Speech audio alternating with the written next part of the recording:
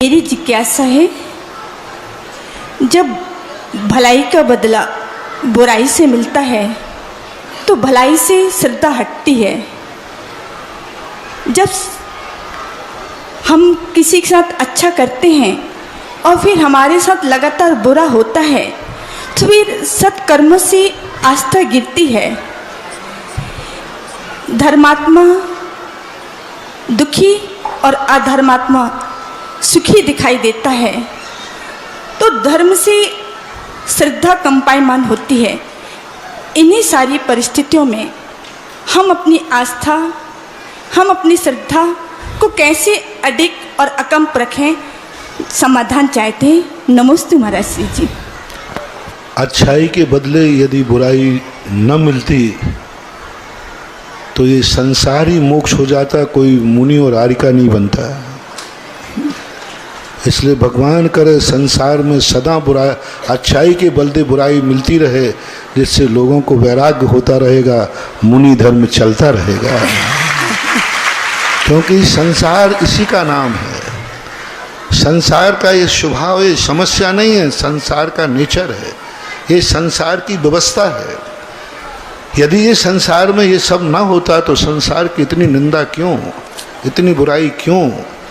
यदि ये संसार में सब कुछ नहीं होता तो मोक्ष जाने की जरूरत क्या है?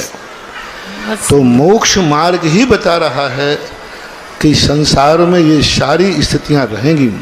ये संसार की गलती नहीं है, ये संसार का स्वभाव है। जहर खाने से कोई मर गया तो जहर तो कहता मेरा तो ये स्वभाव है, मुझे आप गलत क्यों कह रहे हैं कि गलत है? तो संसार में जो श्रद्धा हटने का, जो कमज़ोर होने की बात है, क्योंकि हमारी श्रद्धा थी ही नहीं, हमारी श्रद्धा सैंपल में है। इसलिए तो पूज्यवर समंतभद्र महाराज को कहना पड़ा, इदमे वो दृश्य वो तत्वम नान्यान्न चान्य था। ऐसा ही है, इसी प्रकार है, इतना ही नहीं कहा।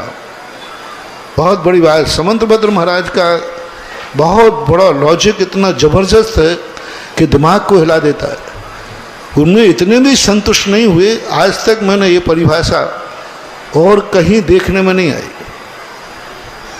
जो अन्य आचार्यों ने भी पर बाद में तो अनुकरण हुआ, लेकिन सम्यक दर्शन के स्वरूप बताते समय उन्होंने कहा इदमे वो दृश्य में वो। ये परिभाषा तो मैंने पढ़ी, हर दर्शनकार ने दी, हर दर्शनकार ने अपने धर्म के ऊपर कहा ऐसा ही है, इसी प्रकार है। लेकिन पूज्यवर समंतभद्र महाराज ने एक नई खोज दी, तत्वम नान्यान्य चान्य था। अन्य नहीं है और अन्य प्रकार भी नहीं है, ये महत्वपूर्ण है। ऐसा ही है, इसी प्रकार है, अन्य नहीं है, अन्य प्रकार नहीं है। ऐसी जब श्रद्धा होती है तो कितनी भी बुराइयां आ जाएं, हमारा काम भलाई करना है, हमारा स्वभाव है, हमारा स्वभाव भलाई करना है, तो हम भलाई करेंगे। साधु ने बिच्छू को बचाया, बिच्छू ने काटा। एक व्यक्ति ने कहा, बोले महाराज आप क्यों बताते हो इस बिच्छू को, दुष्ट है। बोले ये काटता क्यों है भैया? देखो आपने बचाया तो, मुझे बचाया तो मुझे काट रहा है। तो महाराज ने पूछा भैया ये बताओ, किसी व्यक्ति ने कहा महाराज क्यों बचा रहा है, मरने दो इसको, आप बचाते हुए काटता है। तो महाराज जी ने कहा भैया ये बताओ ये काटता क्यों है?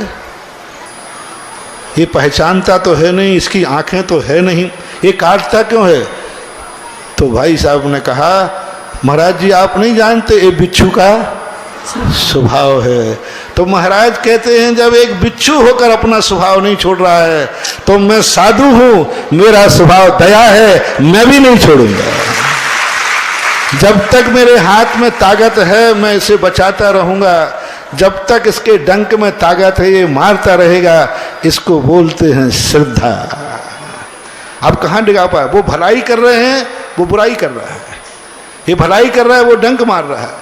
तो ऐसी स्थिति में हमें विचार करना चाहिए।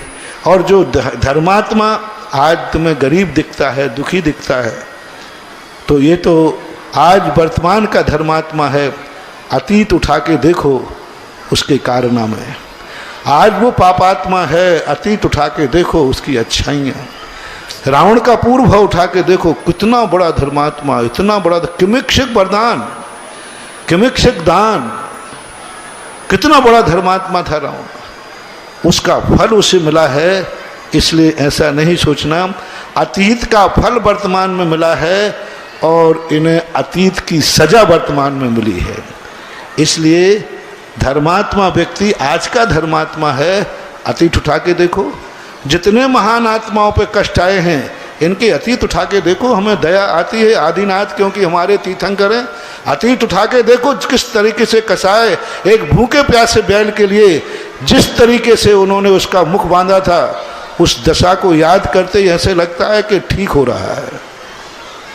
आज हमारे श्रद्धा के केंद्र बन गए आदिनाथ, हमें दया आती है। अतीत उठा के देखो, उनका कितना निकृष्ट कसाय भाव था। वर्तमान युग की कथाओं में जिन जिन को उपसर्ग आए, उसके पीछे उन्होंने अतीत की कहानी दी। तो अतीत अपन को ज्ञान में न आने से ये होता है। और आज इन लोगों से पूछो, पिक्चर देखते हो ना आप लोग? के नहीं देखते? त्याग है। पिक्चर में पूरी पिक्चर के मजे किसके होते? खलनायक के हीरो के। और हीरो की क्या दशा होती है? पूरी पिक्चर में बेचारा पिटता ही रहता है और खलनायक पीटता रहता है। जिस पिक्चर में खलनायक पूरी जिंदगी पूरी पिक्चर में, और जब हीरो के अच्छे दिन आते हैं पिक्चर खत्म।